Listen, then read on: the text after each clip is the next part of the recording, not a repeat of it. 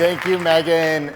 In my 10 years of working with some of the largest and most influential organizations in the world, I really learned that there's one thing that they do to attract and retain top talent, to navigate an ever-evolving and overwhelming future of work, and to drive massive innovation and growth in the telecom retail industry.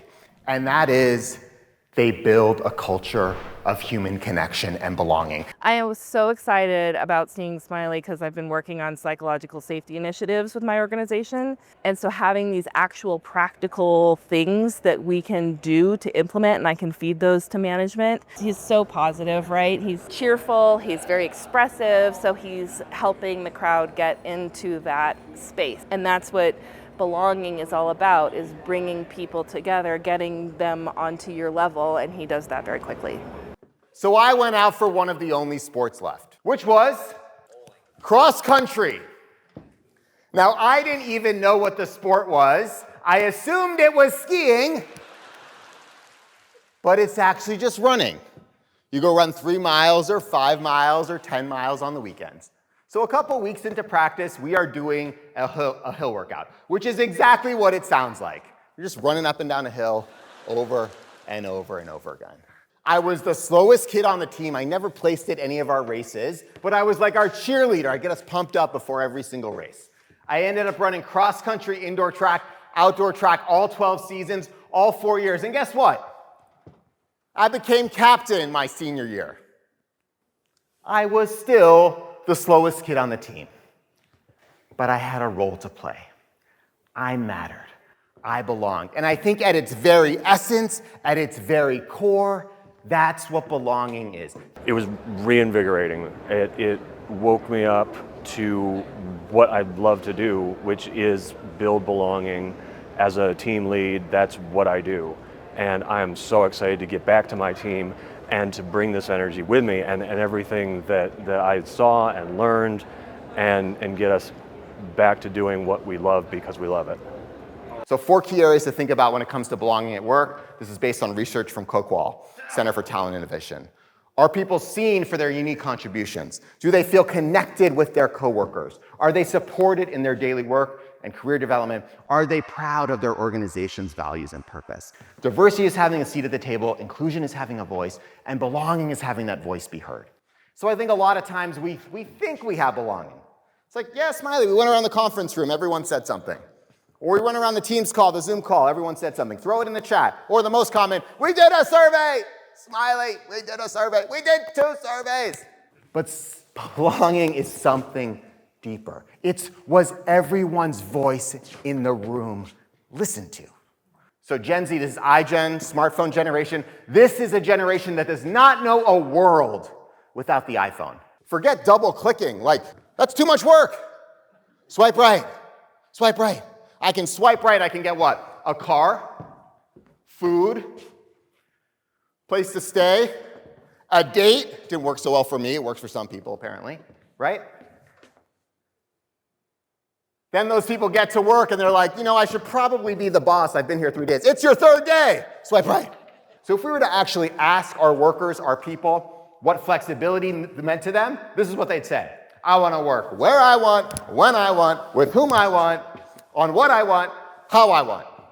Now this is not work. This is taking a vacation on a beach in Mexico, sipping a margarita. This is not a job. But within this, what are people asking for? The ability to reimagine their purpose and their potential. I felt like he was just right there talking to me. I just really felt the energy, felt like we were just sitting there just talking with a good old friend and just really helping us to see like, you can get through this, continue to push on and to resonate with your colleagues, with your team, and take that energy that you just got from this talk back to your organization and see how you can thrive. So with our time left, I want to share a bunch of kind of mindset culture shifts and a bunch of practical tips you can use to build a culture of belonging and connection for your people, for your team, for your employees, and obviously for your customers as well. The first is to remember that purpose is personal now. A couple of practical tips here. Don't always talk about work. If we create that 5 minutes at the start of a meeting, so we don't have 5 minutes, 1 minute at the start of a meeting for people to just have that check-in. Talk about their weekend. Talk about something that's coming up for them. Share. And people are like, well, Smiley, what if I don't want to share? What if I'm not feeling it? I don't want to talk about my family life or my personal life. I'm here to work. I'm here to get my job done. Cool. That person could just say, pass, skip. Not today. I'm good. But they don't get to create a culture where other people don't get to share, because that might be incredibly important to them. Now, it is incredibly hard for anyone to start a new job virtually, remotely, but for a 20-something, it's their first or second job out of school. Like, this person doesn't even know how business is done, right? They've never shadowed their boss before. They've never seen how a sales meeting is done. She said that what people most got out of onboarding was not, here's how we do things, here's how to set up your email, here's your job description, here's the 55 things you're responsible for. It was, did they make a new friend during onboarding? Could they turn to someone else and be like, I don't really understand what's happening here. Me neither, let's be friends. Or, I don't really agree with what he's talking about. Me neither, let's be friends. Shift number 5, from exponential growth to a care mindset. I think we get the growth that we're looking for. We get that profitable growth that we're looking for when we double down on care.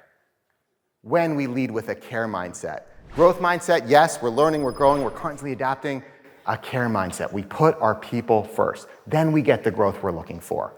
Thrive interviews, right? So we've talked, everyone knows what an exit interview is, right? It's like, look, it's my last day, let me tell you everything that sucks about working here. It's like, this would have been helpful information a few months ago. This has led to stay interviews. This is something Adam Grant talks about, like, what would make you want to stay here, right? What if we took that one step further? What would make you thrive here? What do you need to do your best work?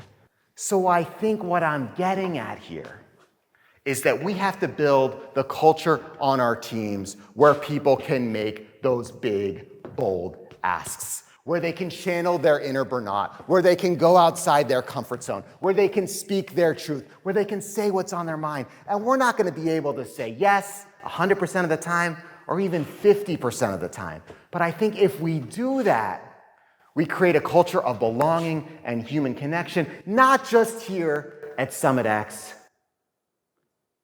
but for our teams, for our companies, for our customers, and most importantly, for the communities that we serve right now, where so many people are struggling. Thank you so much for having me today. It was wonderful to be with you.